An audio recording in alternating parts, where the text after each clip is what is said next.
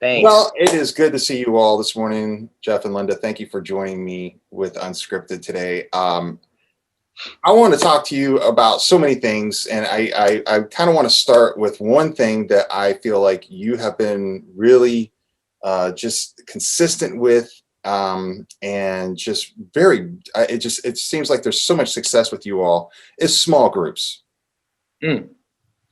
First of all, talk about yourselves and how long you've been at the church and what your history is with New Hope, and talk about your involvement in small groups, because ever since I can remember, even like the first time I ever stepped into this church, the first small group I ever went to, you all were doing it. Really? Yeah. And it was memorable. Oh, fish class. Yes, it was. Yes. I do remember you and Michelle. Yeah. Coming to fish class. Yeah. So talk about yourselves, and talk about your history with New Hope, how you kind of walked into New Hope, how you all sort of embraced small groups, and let's take it from there. Yeah, because that's exactly how it happened, right, Linda? Absolutely. Our small groups are our extended family, I can tell you that. We started, what was it, the Prodigal God, Jeff? Yeah, so that was a church-wide effort to drive participation in small groups. And Dan Palmer was an instigator of that. And so it was a church-wide study, The Prodigal God by Timothy Keller, and which is a study that I just loved. But and many in the church were doing the study at that time. But yeah, that's where our Sunday night group started. And we've gone to the fish class pretty much as soon as it was something that was available for us, something for us to enjoy and participate in. Yeah, and actually we were a little slow to that, because I specifically remember, we came to New Hope in 2007, just as Pastor Jerry was leaving and Pastor Jamie was coming in. Mm-hmm. And we didn't jump right into small groups, to be honest. There was one particular person who I knew from attending Grace United Methodist. We attended there together, and his name was Kevin Bourne. I'm sure lots of people will remember Kevin and Jennifer Bourne. And Kevin says, man, that was kind of how he talked. Man, why don't you come to the fish class? Well, Linda's in choir and blah, blah, blah, blah, blah. I had all the excuses, right? Mm-hmm. That's the way it works. Mm-hmm. But he convinced me and he invited me. And that was why I went, was because I got that personal invitation from him. And we went to fish class, and Bobbitt and Lisa and Peyton and Cecil and Ron and Catherine Cosmas. They were the primary core group of leaders. And so, yeah, over time, we did help with leading some of the studies during that time. But yeah, it was a great time. Pastor Vicki was in that class too. She wasn't Pastor Vicki then. Yeah. It's interesting. You mentioned all those people, and I would say 95% of those people that were in your class went on to become youth volunteers. They worked with Passion students and heading up their own small groups. And funny how that happens as their children grow up to be youth. Yeah, but it's great because I think that speaks a lot about what you did with your small group and the engagement they had with it, and what you all did and how you developed a community, because what they wanted to do is they wanted to share it with their own kids and with the teenagers about how to do life with like that, Right. So that's really cool.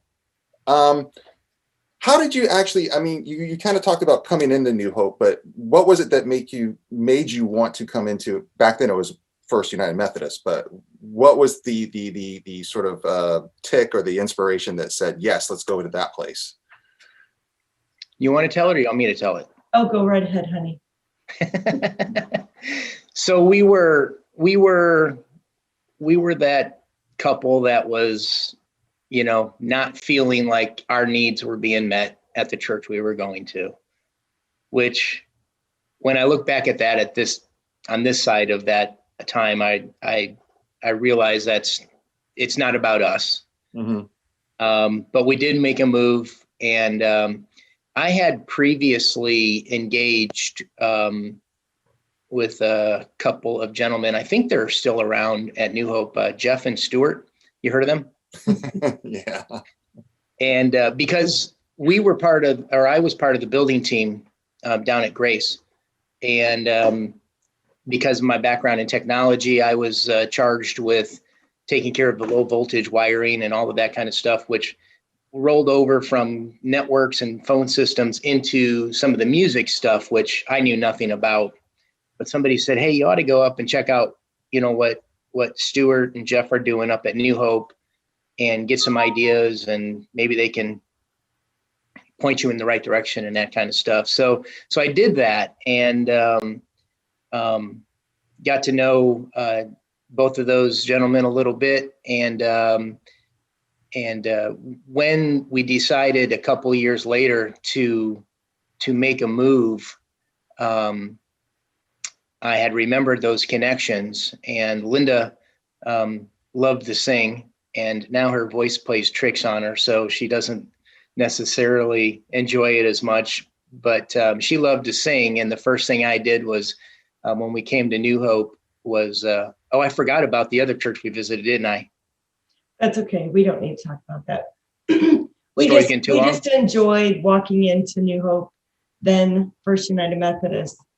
We made a lot of really good friends very quickly, and we were able to connect with a lot of things at that point in time.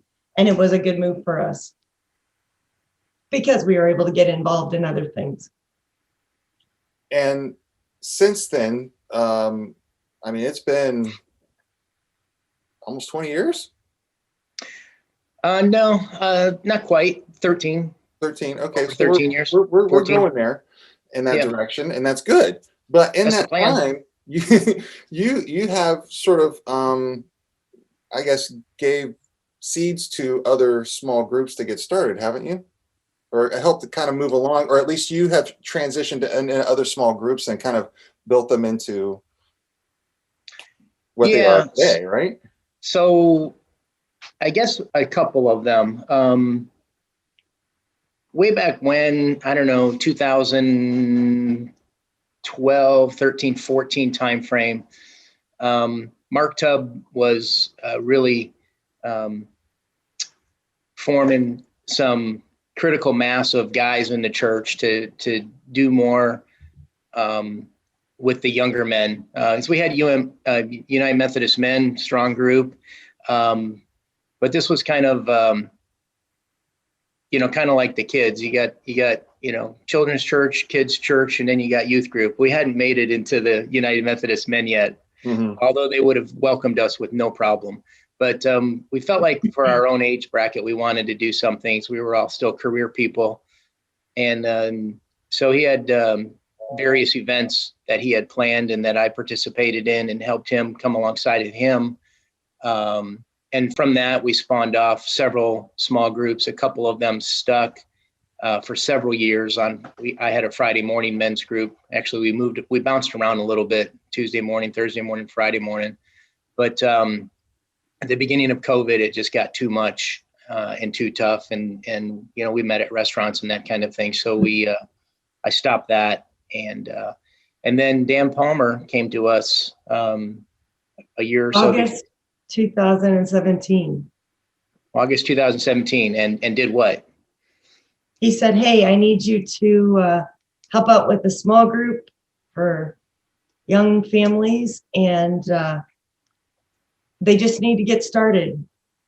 So 2017, 2018, 2019, 2020, 2021, we're still here. And have most of the people that started with you, are they still connected to your group? Yeah, actually. Had a few of you new join. Yeah, we had a few new, and I suppose if I think about it, there might be some that have, but I can't think of them off the top of my head if somebody's moved on.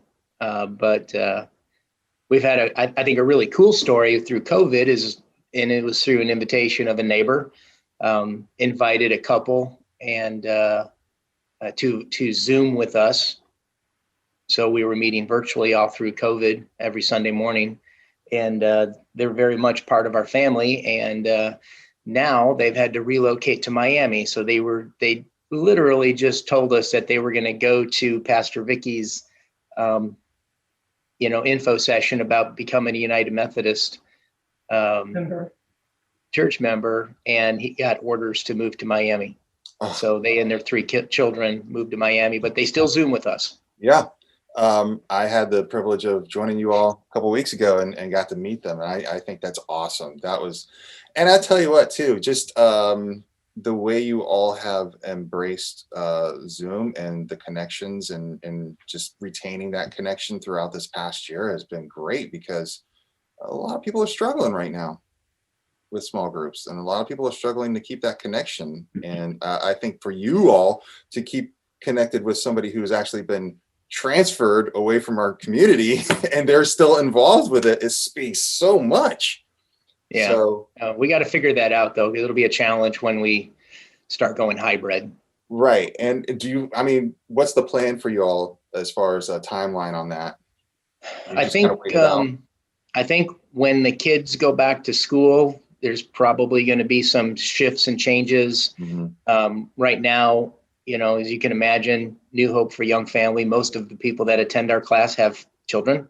Mm-hmm. And we meet at 9:00. So right now bringing their kids would put an extra strain on the children's department, and that kind of thing. So I think we'll be waiting for all of that to get sorted out, probably around the time the kids go back to school. And I guess pre-COVID and hopefully post-COVID, what are some of the activities that you do as a small group with the idea that you have a lot of young families? I mean, I know I've seen you all at the family retreats that we have, and that's really cool because you bring in a lot of people from your small groups for the family retreats that we have. What else do you all do? We do a first Sunday lunch. Before COVID, every first Sunday, we would try to go and meet somewhere so that the families can interact, because before COVID, a lot of us knew that they all had kids, and we tried to do things. We would get together on occasion, have a pool party or go someplace, do an activity. But we have first Sunday lunch, and boy, I tell you, those kids are the ones to remind you that it's first Sunday lunch. That's what's cool about it. They enjoy getting out there, and they interact and talk to everybody. The class is very, very open about that. So that's one thing that we've done. We have also collected funds and done some things for different organizations that have needed help. So we've done that collectively, where everybody brings something in, make a bucket, send it out. And just we've done a game night, I think once, but just try to support everybody. Somebody's moving or somebody needs a babysitter. There was a couple of recent baptisms in the last 2-3 months that we're part of our class, and just be there to support. But Linda's right. It's really funny, or it's amazing that the children like Ethan Mackey and Will Hanna are like, when's first Sunday lunch, Mom, Dad? And we want to go to lunch with the Sunday school class, and so that's kind of cool to do that. And one of the other things too, during COVID, we met every week. The kids were around, so we included them in our discussion. We had a time for them at the beginning, and then at the end, somebody would do a story. A lot of times it was Erica. She would do a story for the kids, and they would have to, they were the ones that were involved in that. They answered the questions. They were the ones that, participated. So that was kind of cool too, to make sure that even during that time when they couldn't go to Sunday school, they were able to participate in something. And I think that made a difference. We also, I think one night we did a Zoom movie night. Oh, wow. So we those that could make it jumped on Zoom, and I think we watched I Can Only Imagine. I don't remember. There were that Jeremy Camp movie. Jeremy Camp movie. Jeremy Camp. but we couldn't get together, but we could still be together. And we do communicate weekly during the week. We have a Facebook page that we use to send out praises, to send out, prayer requests, or just, hey, look what's coming up this weekend. Maybe somebody wants to join me. So Yeah, it's trying to keep interaction going, not just on Sundays. We do that. great. We do that with both our groups. I don't know if that's unique to us or not. I've never heard anybody else talk about it, but we have private Facebook group pages for our groups. And we use those extensively to communicate and talk about what's going on, share prayer requests and birthdays and anniversaries and all of that kind of stuff. So if we're a new family with young children that are just now finding new hope, and we're seeing this for the first time, how do we get involved? How do we go about getting in touch and figuring out what we can do to get with this community? And should we feel intimidated? Because one thing about young families when they come into a church, they're first of all intimidated and overwhelmed by the fact that they have found a church that speaks to them and they feel good in. But to actually become a little more personalized with a small group becomes even more intimidating. Should they be? How do they get around that? Well, they should very much be intimidated, first off. He's kidding. No, one of the biggest struggles with a group like this, and this is why we called it New Hope for Young Families. We didn't call it Young Marrieds. We didn't, because Linda and I are kind of mascots. Okay, we have young grandchildren, 6 and 3, but so we're not necessarily the age bracket or the place in life bracket that the class really intends to cater to, and that's really it. It's where are you in life, because there are people that are our age that still have young children, 4th grade, 5th grade, 6th grade type of thing. And they're a blended family. There's blended families there, but there's still a young family that fits. That's where you are in this point of your life. So nobody's too old, nobody's too young. I used to say, if you use a pill organizer to sort your pills, you're too old for our class. Or the newest one was, if you've downsized your Hillsborough County issued garbage cans to the small ones, you're too old for our class. But so we accept everybody. We have young marrieds that don't have any children, and we have older marrieds that still have young children. It's young families that like to do stuff and want to support each other. And I guess the best way is to email us. And we'll be glad to talk to you, or I'll give you my phone number, however it works. We can do that at the end. How's that? That's fine. That's fine. All right. So get your pen out. Make sure you write it down. I think one of the things too is I when people come into a new environment, I guess they're afraid to be transparent about what's real in their lives, and they feel like when you go to church, you've got to put on this sort of show. But the deal is, this is a group of people that are going through the same things you are, the same messes you are, the trials and tribulations of raising children and being a parent. It's nothing new. It's the same deal. And this is a community of people to relate to and to talk about it with, right? Well, kind of as Jeff said, we have grandchildren, and some of our grandchildren are the same age as the kids in the class, and they can do things still together. And I've learned from them their mothering or parenting, and we've done things that I'm like, oh, I need to maybe change how I did it to fit now. So you're not, even at my age, we're not too young to still learn something from one of our fellow classmates, if you will. So, well, something too. I think it's awesome that sort of you all being the point leaders of this are grandparents and have got a little more experience behind you, because it's been proven that when you have sort of that experience sort of leading the group, great things can happen, and that experience just overflows and shares with others. I mean, I hate to bring up an analogy like sports, but Tom Brady came to the Bucs with 20 years of experience and won him a Super Bowl in one season. You know what I mean? And maybe you guys can be that sort of, person and that couple that can at least give them that empowerment and that knowledge and experience to guide them through some of the experiences they're going through. So I think it's awesome. No pressure. No pressure. Don't downplay the fact that you all are grandparents and older, because I think it's awesome. I think it's great. Well, they need it.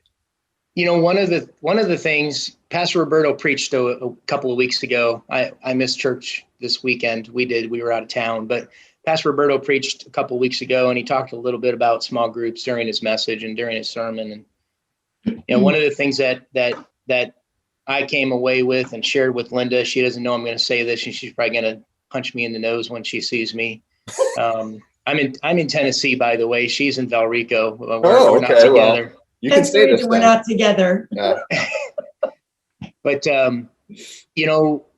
if anybody has a small group or wants to start a small group, as long as it doesn't conflict with other groups that we're doing or other commitments that we have, we would be more than happy to come alongside them and help them incubate what they're doing. If they want to meet in their home, they want to meet at church, they want to have it with food, they want to have it without food, we'd be more than happy to come and just be supportive as they get their group started and get it down the road. If that takes 2 months, 3 months, 6 months, a year, we'll be more than happy to do that. Awesome. One of the things that you mentioned, which I really love seeing, is how small groups can get together and go out and do things together to help organizations, to help certain needs. And Jeff, you brought something to my attention last week, which was just outstanding. And I would like for you to share that with us right now, because I think it's great. And it's also a challenge. Well, I think you should go back and edit this video, because I told you to take the idea and run with it, didn't I? Well, I'm taking the idea and running with it. But I want you to just sort of explain how You're this pulling me under the bus with you. percolated. Because I'm going to throw you underneath the bus anyways when I start talking about it. You might as well just get the job done for me right now. and you can ask Linda, there's a lot of things that percolate up here. And she doesn't necessarily understand them all, but sometimes I just secretly go and do them. And this was one of those things that I said, I got to go to Lowe's. And I had this idea, and I shared it with our small group a few weeks ago. And I said, on Sunday night, that is, I said, there's 12 of us. And if we each contributed $2.50 or $5 per couple every week, in about 50 weeks, we would amass $1,500. And we could use that money. And I had thought about, we could do a scholarship or something like that. I was thinking college scholarships. And somebody in our group said, well, what about sending kids to camp? And I said, I think that's a great idea. I learned from walking, the fundraiser that recently did for youth and going to camp and going on a mission trip, it costs about $500 to send an 8-year-old to camp. That's a lot of money. But I get it. And I think we as a church are big enough that we can help these young families send their kids to camp. And so we could take that $1,500 in a year, and that could effectively sponsor 3 kids in total. Now we'll go ahead and give that money, to your fund, and you can use it the way that you best see fit. The kids that have the most need, or use it as a general thing. I'm not going to worry about that. I'm going to just be glad to be able to, turn in our offering at the end of the year, $1,500. And the challenge there, and let's see, Paul Brooks and Barbara and Paul Lancaster and Janice and Bill, Gower, Denise, Becky, and Ron Jordan. And I think there might be one or two more in their small group. My challenge is that small groups would adopt this, not only raise the money, but we would challenge other small groups to do the same thing. So And then, Paul, Bill, Becky, and whoever else is in your group, you are challenged to raise $1,500 or more to give to the youth department next year. So there. And that's the truth. And that's unscripted. Yep, that's unscripted. That was a challenge to all of you, and I will be around to follow up with that challenge and to back that challenge up for you all. So I think it's great, and I think it's awesome that small groups would even consider it or take the time. And students do need it; they do, and now more than ever, because we're finding that a lot of students and their families have been impacted this past year. And the choice of going to camp or doing a mission trip this summer was based on what happened this past year. It's unfortunate. So if we can help them out some way, somehow, then great. And next year will not be any different. In fact, hopefully by next year, we will grow our numbers to wanting students to go to camp that are going to reach the fringes of these children and these youth. Hopefully some of them from the basketball church community will come. We have some youth from our Hispanic congregation coming. Yeah. And they need help. Bottom line, they need help. So it's appreciated. And we love the fact that you took the time to think about us and are doing this. It's great. Thank you. Thank you for all you do for our youth. It's an honor. I love it. And I love it when people take note that the youth are that important that they want to do something like that for them. Because I'll be honest with you, we would have been oblivious to it if it weren't for our involvement with New Hope for Young Marrieds, because that's really what drove us to even go and participate in the walk. Yeah. To support. And that's, that's where we learned, that it's not cheap. And it's important. It's vitally important that these kids get to camp. I never had it. I guess I did have an away camp once when I was little and I was violently ill, but that was because I was 19 years old and they couldn't cut the umbilical cord from my mother yet. So it's pretty bad. And I went to camp as a kid. Every opportunity we got, we went, and it was an awesome experience. Can't say I remember a lot of the people anymore from there, but I do remember the different things that we participated in, and that was something that was special. Yeah, I think one of the great things about Warren Willis and just what it does for these kids is it not only serves its purpose as that summer camp for these kids, but it also helps them grow and they get to a point where they get into high school. And it's not like they get too old for camp. What happens is they sit there and start thinking about, how can I become a camp counselor once I graduate? And we've had almost 7 students go on to be camp counselors at Warren Willis in the past 4 years. That's awesome. That's great. That's what it does. It just starts to prep you for other things in your life, and it starts early, and it's great. So you're helping that out. So thank you. Well, and you mentioned that, and another thing that excites me, and I'm not going to mention any names, but I've heard there's a couple of our young people that have maybe even moved on from youth now, but are feeling out if they have that call in their life to go into the ministry. And man, I think that is, number one, so wonderful and such a blessing to New Hope. If we can support, those kids that come back and say, and I say kids, I know, they're college students, but right. Those young people that come back and say, yes, I do have a call in my life. I really hope that we as a church will celebrate that and support them and and ride along on the journey with them. Yes. And then maybe they can be in the ministry right here in Brandon. Yep. That would be awesome. Yeah. So awesome. It all starts with plugging them in when they're young. Yep. Absolutely. And you speak of those students, and I couldn't be more proud of them right now. And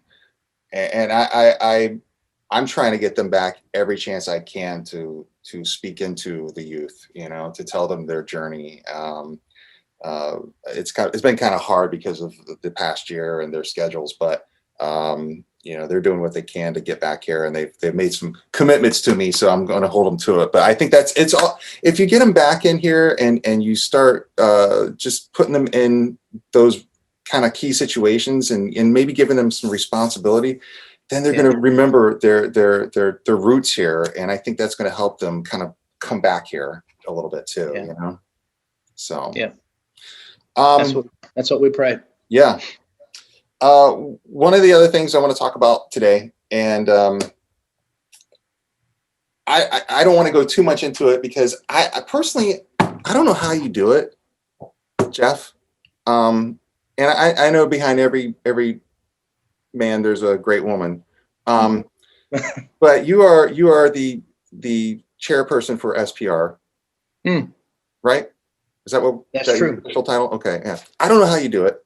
I wouldn't want your job. I wouldn't want that role. But I'm just being honest. I wouldn't. It's too much. There's too many things. And in this past year, do you know something that I don't know, Chris? when you've had like the worst opportune time to step into that position, but you did it, and you've done a great job, and you've managed to get us through a season in this world that we never expected, and here we are, and I think we're doing pretty good. Could you kind of give us some celebration moments here, at least in your own opinion, in the past year, because you had a lot of challenges. Yeah. Well, number one, I'm not the only person on SPR, so I have a lot of wonderful help, and I think we have over the last 2 years, we've had a year and a half or whatever, we've had really good teams of folks that have been a part of SPR, and as far as, when I look back at what's happened over the last 18 months or so, and maybe even, go back a little bit further, no, I guess 18 months, but when I look back at the events that happened, there's no question in my mind that I see God's fingerprints all over it. It's been good. It's been bad. It's been pleasant. It's been ugly. It's been easy and it's been hard. And not everybody agrees, and I respect that, and that's okay. We're never going to make everybody happy. Try as we might. Mm-hmm. But I think Pastor Riley was God's plan for us. I think him staying on another year, us not getting a pastor appointed to us in the first round, was all part of God's ordained plan. I'm not necessarily a big believer in predestiny, but I believe God used those events. Let's put it that way. And I like the analogy of life kind of being like a open diary with nothing written on the pages until it happens, and we're writing it, and God can use those events. Mm-hmm. And what I've seen happen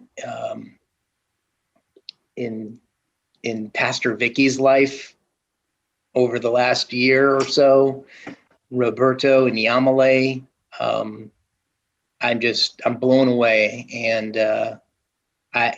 going back to my comment earlier about being excited about those young people that are at college right now that are discerning if there is a call on their life, and being able to hold on to them. Think about, Pastor Vicki, and we were able to tell a little bit of her story and her background for those that weren't here to know it.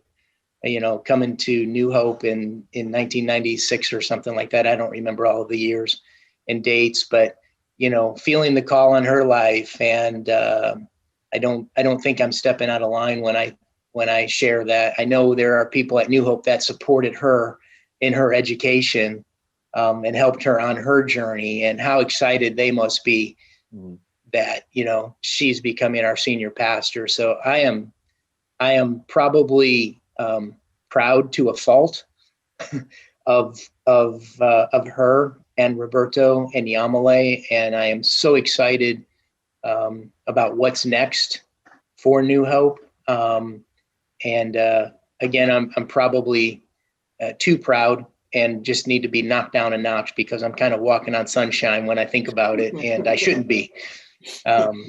So I don't know if I answered your question or not, but there no, you did. You did. And can I say something too? Absolutely. Because those pastors have done an outstanding job. There's no question. But we also have a great staff that support them behind the scenes as well. Not everybody's up front, but we're fortunate during COVID to have a staff that still came together to make things happen. Yeah. In all of the ministries that we have, and volunteers. Yeah, and that's another thing too. Just people rise up to the occasion with volunteering. Yeah, and I think we need more volunteers. I really do. I think when we start to make tracks and get going, I think people get excited. The vision gets casted. I hope people will step up and say they want to be a part of it. And one thing that I've learned is don't wait for a specific opportunity. Just go. And as awkward as it might be, and we did that a few weeks ago and showed up at basketball church and told AJ, use us. Don't know what we're here to do, but do something with us. Mm-hmm. Just go and do it. And I think that's where a lot of people get hung up in churches and not get plugged in, is they're kind of waiting for that perfect opportunity, or waiting for all of the stars to align so that they can plug in. Just kind of force your way in and do it. Let me ask you this, because you said, I don't want to get my sunshine knocked down, or what was it? You said something like that. I don't remember, but I'm going to knock that sunshine. Walking on sunshine. Yeah, well, I'm gonna take you right off that sunshine real quick. Good. Now walk like an Egyptian. This is a question I want both of you to answer, but I want your separate opinions on this, separate perspectives. Sorry, the doggies are making. Where is it you feel where we need the most help? I'll let you answer that first, Linda. Like, where do you think this church is suffering the most? Its struggle. Oh, that's a hard one. I do think that what we just said as far as volunteers, getting involved, seeing a need, maybe there isn't a invitation to come and do, but seeing a need and being somebody that supports the church regardless. Doing this for me is way outside of my comfort zone, just so you know. My nephew's in town this week, and last night he was kind of giving me some, you can do it, and I said, this is just way outside of my comfort zone. Teaching is way outside of my comfort zone. I like to be behind the scenes. That's where I feel more comfortable. Mm-hmm. But over, I guess the last few weeks with the Be Bold, What's Next, God, it's really spoken to me. So be a volunteer, help out Sunday mornings, do check-in. I've met a lot of people that I don't think I would have met. Have a small group. There's a lot of people that are good family friends now in our small groups that I don't know if I would have crossed paths with them. I wouldn't have known that I had something in common with them. Mm-hmm. So those are I can't specifically say, is it children's ministry? Is it youth ministry? Is it Meals on Wheels? We have so many that are available. Maybe that's overwhelming to people. Pick one, get involved. If it's not your thing after you do it, say, hey, this isn't where I need to be, but thanks for letting me have the opportunity to try. And then step into something else, because, we're all busy. It doesn't matter what age you are, you're busy doing something. Even sitting at home reading, you're busy. But get out and do something, because, walking with the youth, there were some that I don't know very well, but I got the opportunity to talk to them. Not a long time, but a little bit. They were passing me in the passing lane. But basketball church was another thing. I like basketball, but why would I go? I'm not going to play. That's not it. But it was very interesting to interact with some of the kids there. We got to serve hot dogs to them that night. That was pretty awesome. That's awesome. But God will use you if you step up and say yes. What do you think, Jeff? Where do you think we struggle the most here in this church, and what do you look forward to as maybe getting out of that this year? Well, I want to remind you of something Pastor Riley said and continues to say. We're a great church. He has taught many of us. He has reminded many of us that we are a great church, that and our God is bigger than any of the problems that we do have. We're not a perfect church, because, as Pastor Riley would say, we're a family, and families are inherently screwed up. So we have lots of flavors, more flavors than Baskin Robbins to pick from. Yes, but I've been reading a book, and I'm not a big reader. I admit I usually fall asleep. I tried reading on the plane last night, and it lasted about 20 minutes before I fell asleep.